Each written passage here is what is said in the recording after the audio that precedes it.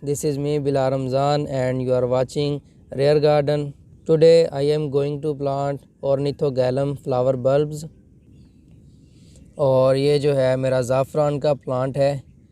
ज़ाफ़रान लगाए हुए हैं मैंने और ये देख लें ऑन फ्लावरिंग है, इसके ऊपर फ्लावरिंग हो चुकी है और ये एक फ्लावर है और इसके नीचे ही दूसरा फ्लावर भी निकल रहा है। एक स्पेंड हो चुका है, आज इसको मैं हार्वेस्ट कर लूँगा और ये देख लें दूसरा वाला भी निकल रहा है यहाँ से। तो ये है जी ऑर्निथोगैलम के बल्ब्स, यहाँ पे चेक कर लें। इस साइज़ का इसका बल्ब होगा, ये चेक कर लें। इसने भी अपनी ग्रोथ स्टार्ट कर दी है। बहुत ही छोटा सा डॉट है अभी और वो बहुत जल्द बड़ा हो जाएगा। और ये चेक कर लें जी, बहुत ही अच्छी ग्रोथ चल रही है इसकी। वैसे ही बड़े बड़े ये इसकी जो है स्प्राउट हो चुका है। ये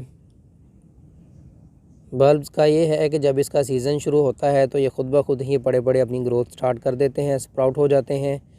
अगर हमें नहीं भी मालूम कि इसको लगाने का टाइम क्या है, तो जब ये स्प्राउट होना स्टार्ट हो जाए उस टाइम पे आप इनको प्लांट कर दें। ऑर्निथोगैलम को ऑरेंज स्टार भी कहते हैं। वैसे तो ऑर्निथोगैलम की बहुत सारी वैरायटीज़ आती हैं और फ्लावर्स में और प्लांट्स में भी फ़र्क होता है, लेकिन ये वाला जो है ऑरेंज फ्लावर है, ऑरेंज स्टार भी बोलते हैं इसको और ऑर्निथोगैलम डबियम ये इसका नाम है। मेरे ख्याल में साइंटिफिक नेम होगा, वैसे इसको ऑरेंज स्टार बोलते हैं। और इसकी जो प्लांट की पिक्चर है वो मैं स्क्रीन पर शेयर कर दूंगा। बहुत ही प्यारे फ्लावर्स लगते हैं इसके। स्प्रिंग में फ्लावरिंग होगी और प्लांट में से एक बंच निकलेगा लंबी ब्रांच वाला और उसके ऊपर बेशुमार फ्लावर्स लगेंगे। पूरा बंच ही फ्लावर्स का होगा और उसके जो फ्लावर्स हैं नीचे की तरफ से खिलना स्टार्ट होंगे और ऊपर की तरफ वो खिलते जाएंगे, जिस तरह हाईसेंथ के फ्लावर्स खिलते हैं। बल्ब का साइज़ काफ़ी छोटा है तो इसके लिए ये पॉट मैं यूज़ कर रहा हूँ। दोनों बल्ब्स इसी पॉट में लगाऊंगा, ये देख लें। और इसमें जो सॉइल मिक्स मैं यूज़ कर रहा हूँ, सिंपल भल मिट्टी यूज़ की है और ऑर्गेनिक कंपोस्ट यूज़ की है।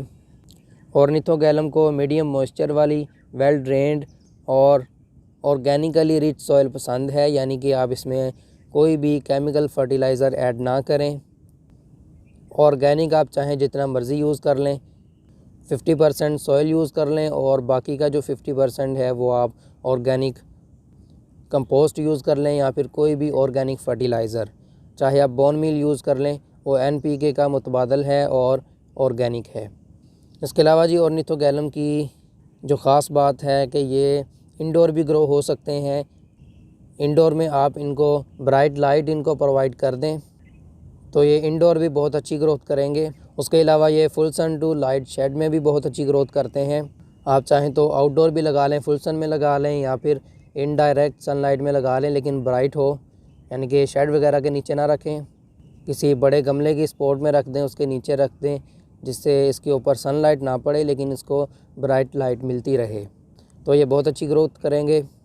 तो मैं ऐसा ही करने वाला हूँ, बड़े गमले या 3-4 गमलों के दरमियान में रखूँगा जहाँ से इसके ऊपर डायरेक्ट सनलाइट नहीं पड़ेगी और वो इससे थोड़े बड़े होंगे गमले, तो इनको मैं वहाँ पे रख के देखूँगा। अगर कोई मसला हुआ, ग्रोथ रुकी या ग्रोथ स्लो हो गई, तो इसको मैं डायरेक्ट सनलाइट में कर दूँगा। लेकिन फ़िलहाल तो अभी इसको मैं प्लांट करने वाला हूँ। और ये देख लें, इसका जो है इस तरह छोटा सा होल कर लें बल्ब के साइज़ के जितना और उसमें बल्ब को रख दें। लें जी, और इसी तरह दूसरा।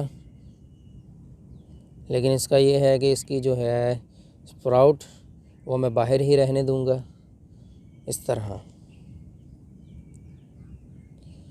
लें जी, बल्ब्स हमारे लग गए हैं बहुत ही आसानी के साथ। और इसके अलावा जी इनको बल्ब से भी ग्रो किया जा सकता है और सीड से भी ग्रो कर सकते हैं। अभी जो है इसके बल्ब्स लगाए हैं, स्प्रिंग में इसकी फ्लावरिंग होगी और उसके बाद जब फ्लावर्स ख़त्म होंगे तो उसमें सीड भी बनेंगे। तो इंशाल्लाह सीड हार्वेस्ट करके अगले साल सीड्स भी लगाएंगे इसके, और सीड से किस तरह ग्रो करना है उसके ऊपर भी मुकम्मल वीडियो बनेगी। इसका जो प्लांट है वो तकरीबन 30 से 45 सेंटीमीटर तक सेपरेट हो सकता है, यानी कि साइड्स में फैल सकता है। इसकी जो विड्थ होगी वो 30 से 45 सेंटीमीटर हो सकती है, यानी कि इतना वो अपने आप को फैला सकता है। और इसकी जो हाइट है वो 15 से 30 सेंटीमीटर तक ऊंचा ग्रो करते हैं ये। लेकिन अभी तो सिर्फ 2 बल्ब्स लगाए हैं, तो इतनी ज़्यादा इसकी विड्थ होगी नहीं। जब ये पड़े पड़े इसी तरह ग्रोथ करते रहेंगे साल बा साल और अपने नीचे से बल्ब्स बनाते रहेंगे, मज़ीद बल्ब्स बनाते रहेंगे, तो इनकी जो हद है वो सेपरेटली ये ग्रो कर सकते हैं 30 से 45 सेंटीमीटर। और उसके बाद जो है या तो इनकी ग्रोथ स्लो हो जाएगी, या फिर ये मरना स्टार्ट हो जाएंगे, या फिर ग्रोथ अपनी अच्छी नहीं करेंगे, फ्लावर्स सही तरह से प्रोड्यूस नहीं करेंगे। तो वहाँ पे उस टाइम पे आपने क्या करना है कि इनको सेपरेट कर दें। सारा जो प्लांट होगा उसको ज़मीन में से या गमलों में से निकाल लें और जितने भी बल्ब्स हैं नीचे बन चुके हैं सभी को अलग अलग करके लगा दें। वरना आप चाहें तो हर साल इसको निकाल के देख लें, जितने भी बल्ब्स बने हों उन सभी को आप सेपरेट कर दें और फिर इस साइज़ के पॉट में 5 से 7 बल्ब जो हैं आप लगा लें और आपको इकट्ठे बहुत सारे फ्लावर्स देखने को मिल जाएंगे। लेकिन इकट्ठे वाला मुझे कोई मसला नहीं है, मैं बस इसके फ्लावर्स देखना चाह रहा हूँ। मैं पहली मरतबा लगा रहा हूँ ऑर्निथोगैलम को, इससे पहले मैंने ग्रो नहीं किया, ये पहला साल है। तो इंशाल्लाह इसको देखते हैं ये कैसी ग्रोथ करेगा। तो चलें अभी इसको पानी दे देते हैं।